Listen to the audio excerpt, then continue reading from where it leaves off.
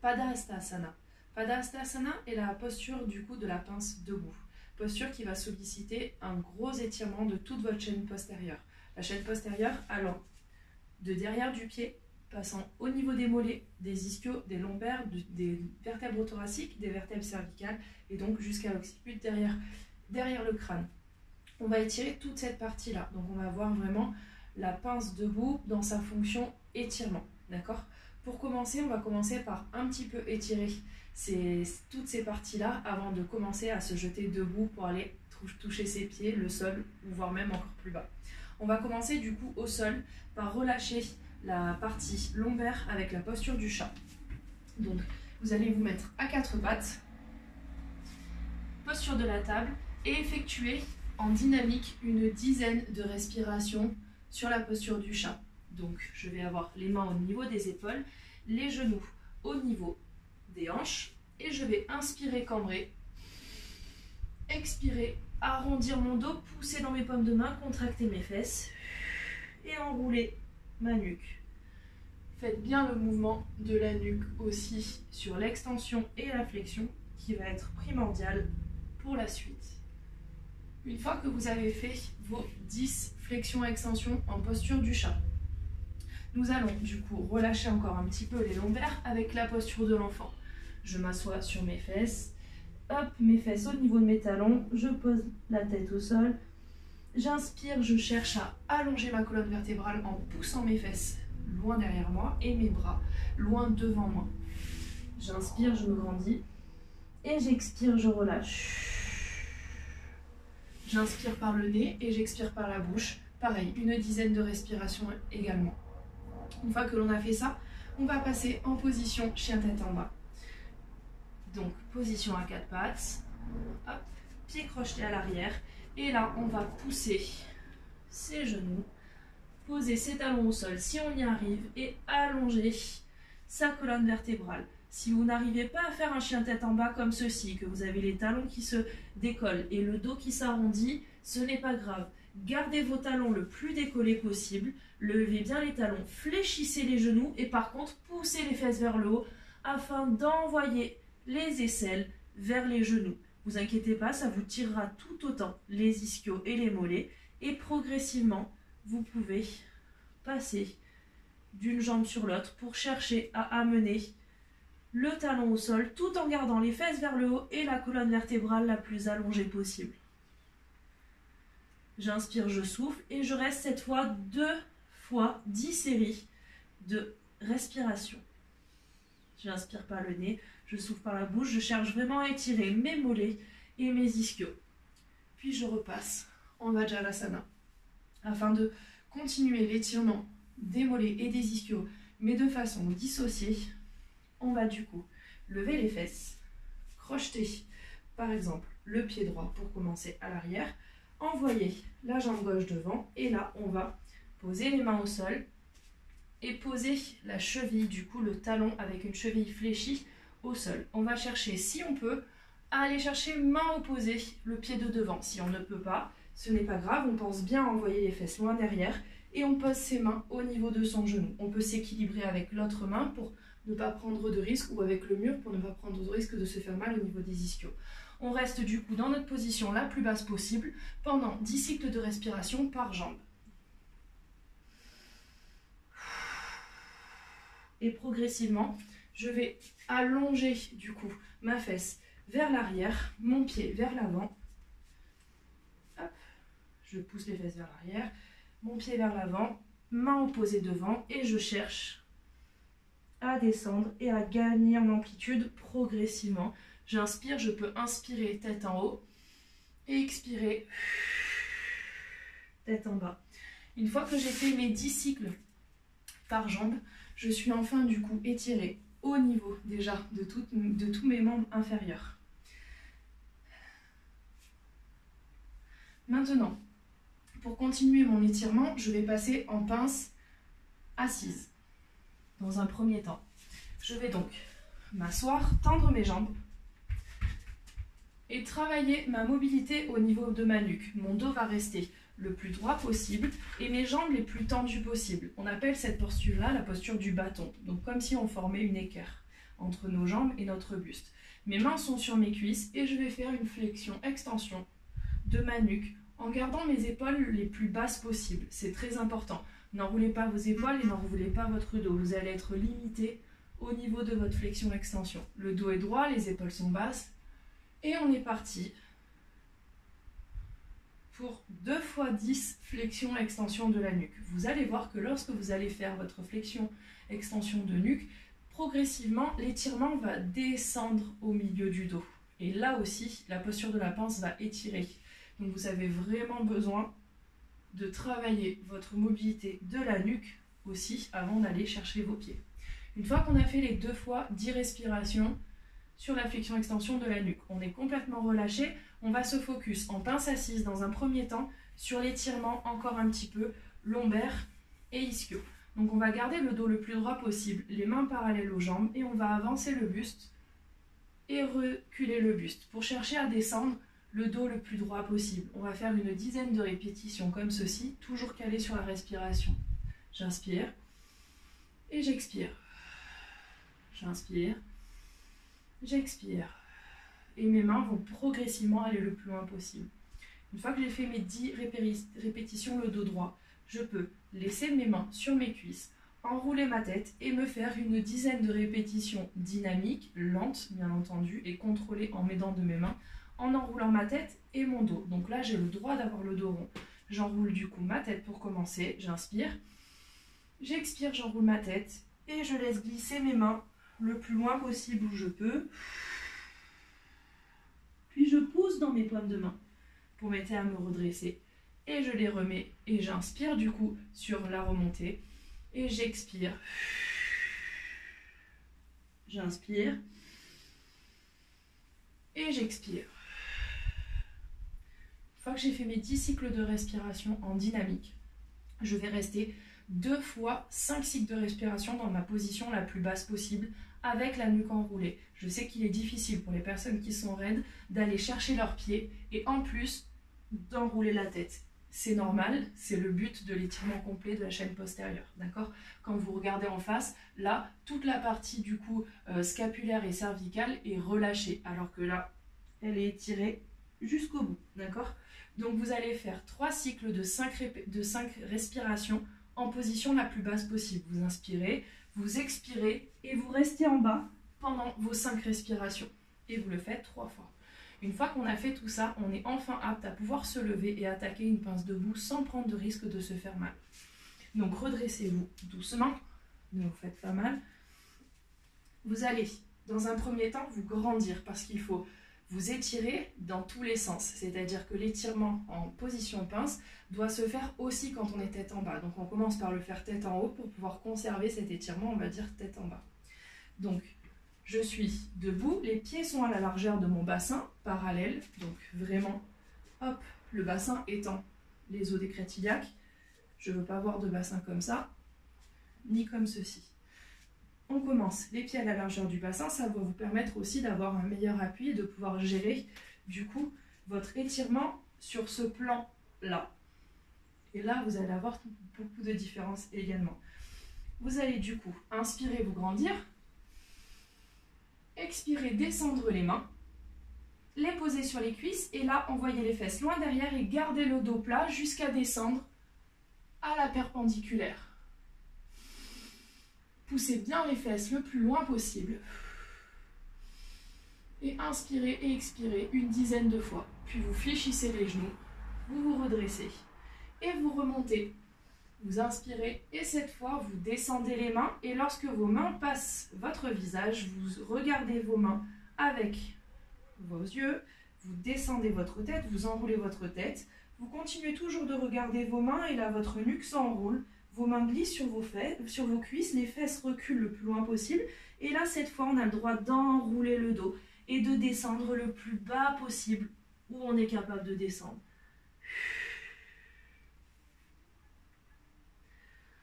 Pour ceux qui ne peuvent pas descendre pour toucher le sol, pas de problème, vous vous arrêtez là où vous pouvez avec vos mains sur vos jambes, tout simplement. Vous essayez le plus possible de relâcher votre nuque. Pour remonter, vous fléchissez toujours les genoux, vous descendez les fesses et après vous vous redressez. Pour les personnes vraiment raides, n'hésitez pas à garder des briques à proximité. À inspirer, vous étirez, expirez, vous enroulez et venir poser vos mains sur les briques à hauteur dont vous avez besoin. Ça peut vous permettre de relâcher plus facilement la nuque, quelle que soit la hauteur dont vous avez besoin au niveau des briques. D'accord ? Donc vous pouvez prendre, si vous n'avez pas de briques, vous pouvez prendre des livres, empiler des livres, c'est très bien, c'est une très bonne solution homemade.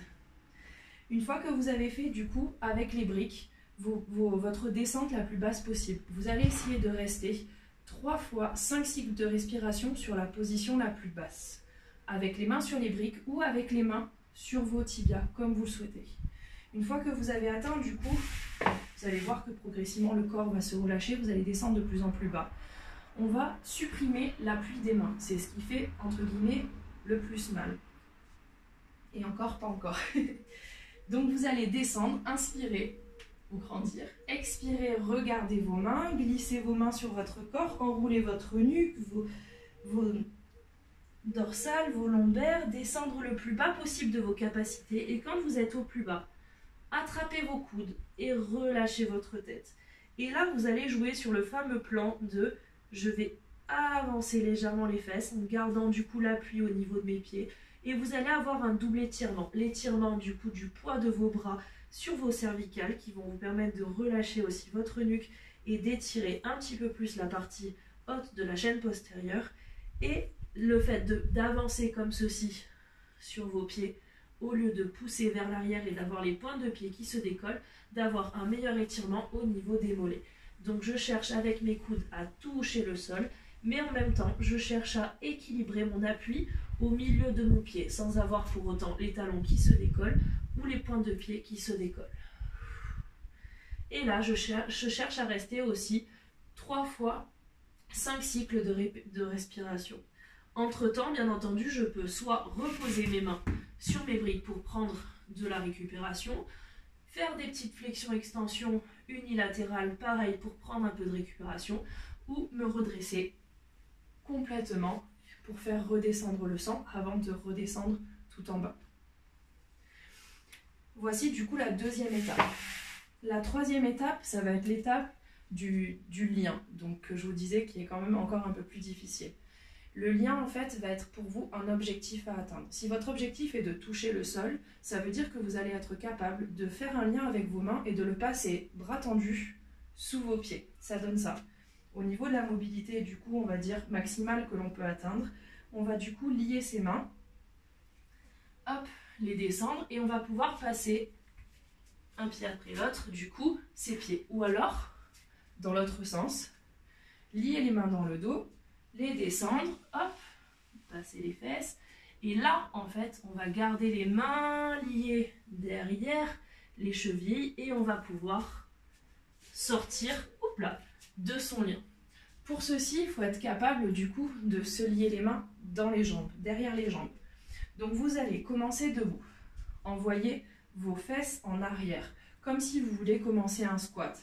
Vous envoyez les fesses derrière, vous fléchissez les genoux en gardant les fesses derrière, le dos droit. Et là, vous allez chercher à poser votre buste sur vos cuisses. Liez vos mains. Donc pour commencer, liez vos mains comme ceci. Si vous y arrivez, liez du coup vos poignets. Et si vous y arrivez, avant-bras ou coude. D'accord ? En fonction de votre mobilité, votre lien sera du coup plus grand ou plus petit. Donc je me lie les mains par exemple pour commencer derrière les poignets ou les coudes. Et là, avant de chercher à descendre mes mains, je vais dans un premier temps chercher à tendre mes jambes. Et c'est là où votre exercice va être le plus bénéfique parce qu'il va dans un premier temps, donc avec les coudes saisis du coup devant les jambes, on avait tiré le corps donc dans une verticale parfaite. Là on va tirer le corps dans un plan horizontal. Donc du coup on va chercher vraiment à approcher le buste de vos cuisses, d'accord? Donc on va progressivement, attention, moi je vous conseille de d'abord lier vos mains juste sous les fesses, puis après progressivement vous essayez de les lier un peu plus bas et de vous rapprocher, hop, progressivement de vos coudes, puis Vous pouvez chercher à descendre pour atteindre complètement du coup la tête dans les genoux. Trouvez votre lien le plus petit possible pour vous. Et une fois que vous avez trouvé votre lien le plus petit possible, pareil, on fait de nouveau 3 cycles de 5 respirations par lien. Avec ce lien le plus possible, le plus petit possible. Donc ça, c'était la troisième étape d'exercice pour réussir à atteindre des pinces les plus basses et les plus pliées possibles. Sur une pince, du coup, on va chercher en fait en position finale à avoir les genoux, le nez qui va se loger dans les genoux. Donc ça va ressembler à ça. On va inspirer, expirer. Et là, je vais pouvoir loger la tête entre mes jambes. Ok, que ce soit en m'aidant donc derrière mes mollets ou que ce soit juste en posant mes mains. Hop, puis je me redresse. Le 4e exercice pour pouvoir atteindre cette phase la plus basse possible, c'est de utiliser un poids. Donc vous allez pouvoir prendre le poids que vous voulez. Ça peut être pour commencer une bouteille d'eau. Une bouteille d'eau fait à peu près 1 kg, 1,5 kg. Ça peut déjà vous lester suffisamment si vous êtes raide. D'accord ? Ne partez pas avec des poids trop lourds pour commencer. Vous risqueriez de vous faire mal au dos, voire aux ischios ou plus bas. Donc prenez un petit poids. Et si vous ne touchez pas le sol, vous partez tout simplement. Donc imaginons que la brique, c'est mon poids. Je pars du coup avec la brique entre les mains. Et je vais refaire le même système, la brique va glisser contre mon corps, je vais m'enrouler et je vais descendre le plus bas possible avec la brique. Ça vous rajoutera un poids et progressivement vous allez voir que ce poids va faire effet par gravité et vous allez descendre de plus en plus bas. Pour les personnes qui ont du coup plus de mobilité, qui touchent déjà le sol assez facilement, dans ces cas-là, il va falloir que vous éleviez vos pieds. Donc là, je vous montre avec des briques, mais je vous conseille... Je vais le faire comme ceci. Mais je vous conseille de le faire sur, par exemple, 2 marches ou 2 tabourets assez solides, assez stables surtout, et assez haut. Parce qu'en fait, vous allez voir que le principe du poids, vous allez descendre beaucoup plus bas que ce que vous pensez. Surtout que si vous avez un peu de mobilité, une bouteille d'eau ne vous suffira pas. Vous allez avoir besoin d'une haltère ou d'une kettlebell. Donc si vous êtes sportif, vous avez sûrement ça dans votre garage, utilisez-le pour ça. Hop. Du coup, moi, je vais en mettre 2 pour vous montrer à peu près pour l'exercice. Et je vais, dans un premier temps, pour ceux qui sont souples, chercher à toucher le sol sans l'objet. Hop. Je resserre à la largeur de mon bassin. Je monte en fond, faisant attention parce que là, au niveau, c'est pas très stable. Hop. Et j'inspire. Et j'expire et je cherche à aller toucher le sol. Donc là, je touche juste avec les bouts des doigts. J'arrive pas à poser mes mains, donc j'ai encore de la marge de travail. Ok.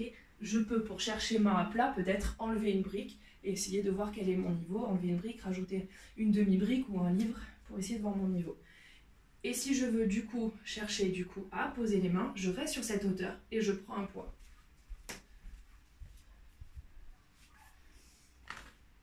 Hop. Donc là, j'ai pris un poids conséquent de 15 kg parce que je connais ma mobilité. Je monte du coup doucement, hop, sur les briques. Je m'équilibre, j'inspire. Et j'expire, j'enroule.